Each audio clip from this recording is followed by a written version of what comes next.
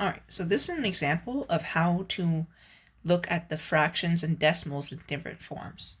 So if I have the unit form is 3 ones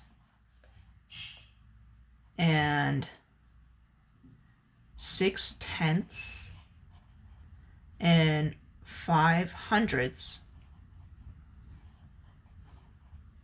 my fraction is going to be 3 ones, 6 tenths, so 6 tenths, 5 hundredths, and it's all going to be 100.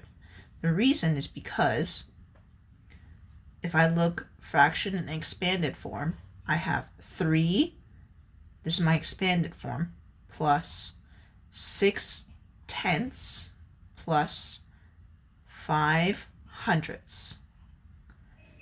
6 tenths is also equal to 60 hundredths. So that's why together, right here, together, they make 65 hundredths.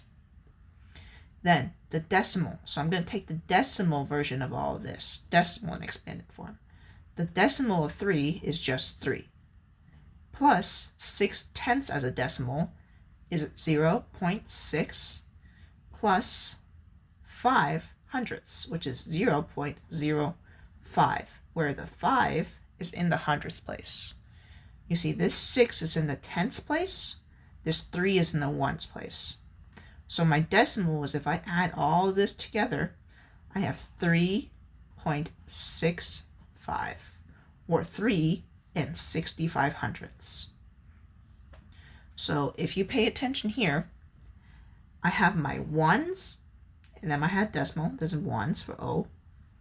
This is my tenths, and this is my hundredths. I'm going to put a little THS. Normally, you're used to seeing this. You're used to seeing hundredths, tens, and ones, and then you have your decimal place. This is what you're used to. However, for decimals, it goes the opposite. So you start at your one whole. This is your whole. These are your wholes right here.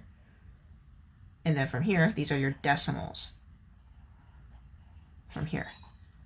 So you have your tenths, you have your hundredths, and then it's going to go to thousandths.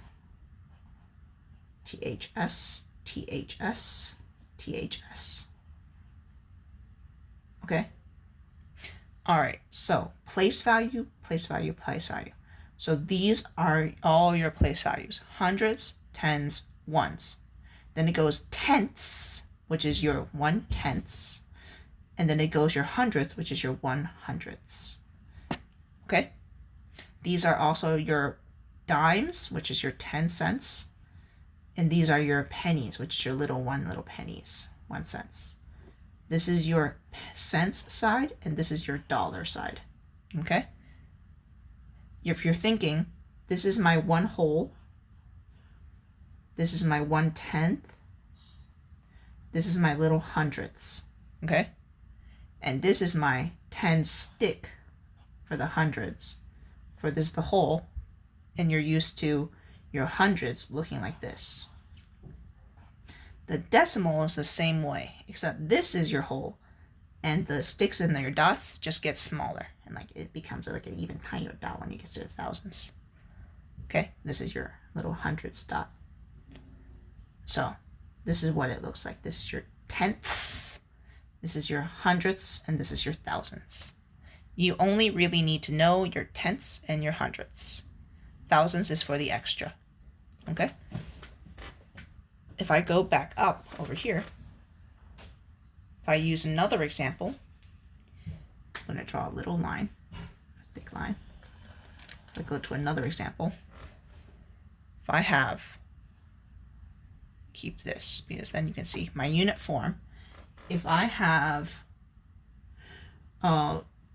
2 ones and 9 hundredths,